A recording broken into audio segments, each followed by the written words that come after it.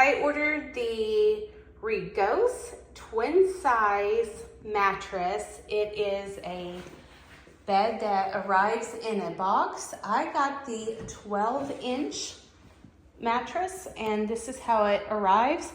So I'll bring you back and show you the next steps of that.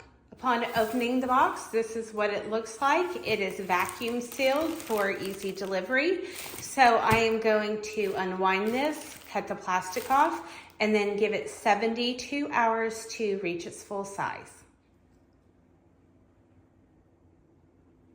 One thing I want to say is be prepared when you start ripping this, because it unrolled on itself and just stretched out to this shape. So be prepared to have a space big enough for the mattress to unfold, because it's going to pop open as soon as you tear that plastic.